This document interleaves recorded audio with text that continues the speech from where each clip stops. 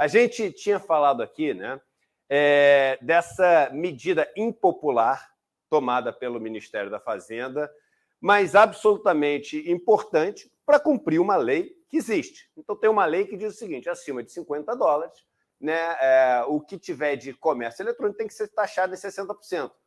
E essa lei, algumas empresas cumpriam, né, e outras empresas não cumpriam. E essas empresas que não cumpriam, primeiro competiam em desigualdade de condições com as empresas que cumpriam, né? Em segundo lugar, isso é extremamente danoso para a indústria nacional. E se tem lei, independente de qualquer coisa, eu gosto, tu não gosta, agora, se tem uma lei, a lei tem que ser cumprida. Eu até falei assim, tudo bem, vocês não precisam concordar comigo. Quer deixar o seguinte, no Brasil a gente não produz nada. Não produz nada, vamos comprar tudo lá de fora que é mais barato. Né? Tem até uma turma ali do papo neoliberal que vamos comprar tudo lá de fora que é mais barato. Mó barato, você só tem que arranjar um dinheiro para comprar as coisas lá de fora. Se você não produzir nada aqui dentro, você não tem emprego. Ou senão tu vai procurar emprego lá na plantação de soja, porque a gente vira colônia de novo. Vira Brasil colônia. Aí você vai pegar lá os ciclos, primeiro tem o ciclo do pau-brasil, aí você tem depois o ciclo do açúcar, da mineração, do café, aí agora vai ser da soja, a gente continua um Brasil colônia até o ano 3050. Entendeu? Mas tudo bem. Só cuidado, porque no campo cada vez tem menos emprego também disponível. Latifúndio para exportação, bota máquina, então cada vez tem menos emprego. Então o que a gente tinha falado é o seguinte, olha, se é para não cumprir a lei, muda a lei. Agora, se existe uma lei, essa lei é o seguinte, está destruindo a indústria nacional e, além de destruir a indústria nacional, está beneficiando umas empresas em detrimento de outras. E a gente falava aqui porque a gente tem a coragem de falar o que a gente acha que tem que falar, mas a gente sabe de como é impopular. Eu falei no meu caso, mostrei lá de casa um aparelhinho que eu comprei, né, do AliExpress, que chegou semana passada, tem outro que eu estou esperando chegar, e é uma delícia comprar um negócio que vem baratinho. Quem é que não gosta? Comprar uma coisa que chega barato, né? E também tem um outro ponto que é importante falar, que é o seguinte, olha só, tem um monte de lei que não está sendo cumprida nos andares de cima também. E lei que não está sendo cumprida tem que ser corrigida.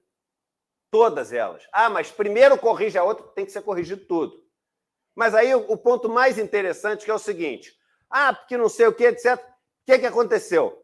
O governo chegou e falou assim, olha só, até $50 vai continuar, e aí é o seguinte, se mantiver até $50, a gente está falando, meu irmão, até R$250, entendeu? Por mês, não, por compra, por pessoa. Dá para comprar um monte de coisa, mas tu evita que as pessoas daqui a pouco estejam trazendo, sei lá, cara, liquidificador, um monte de coisa, que aí quebra tudo que tem aqui. Se não tem limite, aí pode trazer qualquer coisa, aí não tem competição, né? Aí o governo deu essa apertada. Quando deu essa apertada, o Ministério da Fazenda disse que ia cobrar. As empresas que estavam se dando bem chegaram e falaram assim, não, calma aí, vamos conversar. Vamos conversar porque, poxa, a gente não está aqui para atrapalhar, a gente está aqui para ajudar. A gente também tem interesse que no Brasil, poxa, o mercado consumidor seja cada vez mais forte. E a gente está aqui, quer mostrar para você um plano que a gente tem. O plano é de financiar a produção nacional para vocês poderem produzir aqui no Brasil e a gente não ter que trazer lá de fora. O plano é gerar empregos. O plano é a gente poder trazer tecnologia que tem lá fora para produzir essas coisas e vocês poderem ter essa tecnologia aqui. E aí, aqui, em resposta a Haddad, Shen anuncia a criação de 100 mil empregos no Brasil. Aí o ponto e é esse ponto que eu quero trazer hoje, turma. É esse ponto que eu quero trazer hoje. Vamos, de uma vez por todas, aprender um conceito básico. Sem conflito não tem mudança. Sem conflito não tem mudança. Se não tivesse conflito, a Shen não teria anunciado a geração de 100 mil empregos no Brasil e investimento de quase $1 bi. Se deixasse as coisas como estavam, não teria mudança. É por isso que quando, por exemplo, o MST pega e ocupa a terra, do MST, poxa, assim também não, né? Não, vai ocupar a terra. Poxa, por que o MST não fica lá produzindo o orgânicozinho dele para eu poder usar o boné e dizer que o MST é o maior produtor de arroz orgânico da América Latina e ficar bem com os meus amigos? E o MST é o maior produtor de arroz orgânico da América Latina. Mas o ponto é o seguinte, meu irmão, a estrutura fundiária no Brasil, ela é um vexame. Ela é uma vergonha. O Brasil, a questão do Brasil não pode ser compreendida, já dizia Caio Prado, sem compreender a questão da terra. A gente chega com as capitanias, e até hoje a gente tem as capitanias, tem os coronéis, tem os grileiros de terras gigantes da União, nossas, que vão parar na mão dessa turma que hoje em dia usa para garimpo ou para simplesmente especular e não fazer nada na terra. Tem que ter conflito. Aí, quando tem conflito, aí a Suzano senta para conversar. Aí a outra de celulose senta para conversar. Aí a empresa que produz soja transgênica senta para conversar. Agora, o que é curioso é que antigamente a gente via uma esquerda, um campo progressista, que era o campo que abraçava o conflito, que era um campo que estava disposto a um conflito. Num país extremamente desigual, num país onde as injustiças saltam aos olhos de qualquer pessoa que vai dar uma volta na rua, num país onde as 5 pessoas mais ricas têm o mesmo patrimônio, a mesma riqueza acumulada de 100 milhões de pessoas que correspondem aos 50% mais pobres, as pessoas elas eram chamadas a esse conflito. E o campo progressista falava assim, olha só, a gente quer o conflito. Agora, veja bem, conflito não necessariamente significa violência. Teve alguma violência aqui? Teve quebra-quebra aqui? Teve alguém ameaçando de morte alguém aqui? Mas teve conflito. Teve conflito, teve embate. Teve que sentar na mesa. Teve o momento onde a Shein falou assim, putz, se eu agora não ceder, eu vou perder. Se não tiver esse pensamento do, poxa, se eu não ceder, eu vou perder, ninguém cede. Me explica o seguinte, por que quem é rico nesse Brasil vai ceder alguma coisa? Por que quem é proprietário de terras nesse Brasil, de mega latifúndios, que não sabe nem de onde veio essas terras, porque veio do pai, veio do avô, veio do bisavô, do tataravô, e ninguém sabe de onde veio? Por que essas pessoas vão ceder alguma coisa? Por que as pessoas no Brasil que vivem de pensão do pai, do avô, não sei o quê, que um dia foi um militar, por que essas pessoas vão ceder alguma coisa? No Brasil, as pessoas que são as chamadas privilegiadas, que são as pessoas que herdam esse status de ter tudo sem merecer nada, essas pessoas, elas têm que ter medo de perder, e mais, tem até que perder. Tem que perder os privilégios que têm. Mas enquanto elas não tiverem sequer o medo de perder, elas não vão ceder. Agora, o curioso é que o campo progressista que chamava para o conflito, repito, não necessariamente o conflito é violento, às vezes pode ser, mas não necessariamente, dá para buscar o conflito pacífico. Gandhi era o maior defensor que a gente viu, Martin Luther King também é um grande defensor do conflito pacífico, mas do conflito sim. Aliás, é uma das perguntas que eu faço para o Cornel West, na aula que a gente vai ter em maio.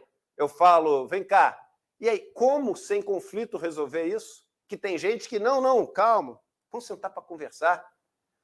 E aí, o que aconteceu? Hoje, o campo progressista, a esquerda, virou, em boa parte dos temas, o campo da conciliação. Virou o campo da conciliação. Calma, não vamos sentar para conversar. Não, o Juscelino Filho fez tudo isso? Não, deixa. E para não parecer que eu estou falando só do governo, não. Outras pessoas famosas no campo progressista, no campo da esquerda, não, vamos sentar ali com o banqueiro, vamos ouvir, vamos conversar. Meu irmão, não tem conversa. Você primeiro põe a pressão, você primeiro põe o medo do cara perder o privilégio que ele tem. Injusto. Esse privilégio era injusto que essas empresas tinham, porque estavam fora da lei. O privilégio que as pessoas no Brasil que acumulam muita terra, muito dinheiro, dinheiro na Suíça, Paulo Guedes, 10 milhões. Paulo Guedes ele falou, cara lavado, tem 10 milhões de dólares em paraíso fiscal. Ah, Paulo Guedes, não tem aquele meme do menininho que bota uma bermudinha, tem sei lá, um sapatênis, tem uma mãozinha assim? Aí fala, Paulo Guedes, o senhor poderia trazer os seus 10 milhões de dólares para fortalecer a indústria nacional? Você acha que é assim que o Paulo Guedes vai trazer o dinheiro dele? Vou falar o seguinte, olha só, é o seguinte, dinheiro em paraíso fiscal agora vai ser taxado aqui no Brasil de uma maneira completamente diferente da que é hoje. Não tem mais moleza de levar o dinheiro para ir para não pagar imposto. Porque se não colocar a pressão, meu irmão, não tem mudança. E a direita malandra, populista, a direita extremista, fundamentalista, bolsonarista, percebendo que essa turma, que é a turma que é machucada, que é ressentida, que tem aquela panela de pressão querendo explodir dentro, estava com uma esquerda conciliatória, o Bolsonaro viu ali, não é o Bolsonaro que viu, mas o campo da extrema-direita viu isso e falou assim, opa, vamos chamar para o conflito. Foi o que o Trump fez nos Estados Unidos. O trabalhador americano, o trabalhador de chão de fábrica americano, foi quem sustentou a vitória do Trump quando ele foi presidente americano. O trabalhador. Contra quem? Contra o sistema. Contra os ricos. Você consegue imaginar que o campo da direita ganhou esse discurso? E no Brasil ganhou também. Vai conversar com o trabalhador de chão de fábrica. Hoje em dia está ali dividido. Está dividido. O trabalhador de chão de fábrica tem um pedaço que acha o seguinte, porque eu quero enfrentar os políticos, eu quero enfrentar esses ricos no Brasil que não trabalham nada, é tudo uma mamata só. É o político junto com o dono da empresa, junto com o dono do banco. Você acha que quem vota em Bolsonaro gosta de dono de banco? Ele não sabe que o Bolsonaro está grudado com os donos de banco. Ele não sabe. Bolsonaro está, mas na cabeça dele, ele compra o discurso do Bolsonaro, que o Bolsonaro quer o conflito contra o sistema, que ele nem sabe direito quem é sistema. Só voltando para a história da Shein, olha a notícia que saiu ontem nos Estados Unidos. Põe aqui a notícia que saiu ontem nos Estados Unidos, no New York Times. New York Times. Bed Bath & Beyond files for bankruptcy. Quer dizer, essa loja, Bed Bath & Beyond, que quer dizer, aqui, ó, cama, banho e além, né? Brincando com 3 Bs ali, entra com pedido de falência. 360 lojas. 30 mil empregos diretos. E por que entrou com pedido de falência? Um dos principais motivos é centrada, assim, essa avalanche dos sites de e-commerce que chegaram de fora sem controle. Então, isso aqui são 30 mil empregos. Até junho vão fechar as 360 lojas. E diretos são 30 mil empregos. Imagina indiretos. Imagina indiretos. As pessoas que faziam entrega na loja, entendeu? Que, enfim, prestavam serviço ali de consultoria, a parte regulatória. Tem um monte de gente pendurada que perde emprego. Então, aqui, ó, é isso que a gente não quer que aconteça no Brasil. No final das contas, ficamos com a possibilidade ainda de importar até os 50 dólares, que manteve isso. Vamos aplicar a lei que não estava sendo aplicada acima de 50 dólares, não pega a população mais pobre, isso. E tem a promessa de gerar 100 mil empregos e investimentos de quase 1 bi. E aí a gente consegue fugir disso aqui, se continuar fazendo. Então o recado é o seguinte, galera. Tem que ter conflito. Sem conflito, um país como o Brasil não vai mudar. E vale a chamada, né? A chamada para a esquerda, para o campo progressista, que a gente não é o campo da conciliação. O campo progressista não é o campo da conciliação. A gente é o campo do conflito. Então não tenhamos medo do conflito com a Faria Lima, do conflito com os latifundiários, do conflito com o centrão político. Não tenhamos medo do conflito. O conflito é o DNA da esquerda. O DNA da esquerda não é a conciliação. E se a gente não abraçar o conflito, a direita, que essa sim é a aliada à classe dominante, aos donos dos meios de produção, a quem massacra, explora, maltrata o povo e a terra brasileira, as florestas brasileiras, a fauna brasileira, tudo, essa turma vai conseguir ganhar de presente no colo de graça o discurso de que há antissistema. A gente não pode, já deu de presente, mas não pode deixar isso continuar assim.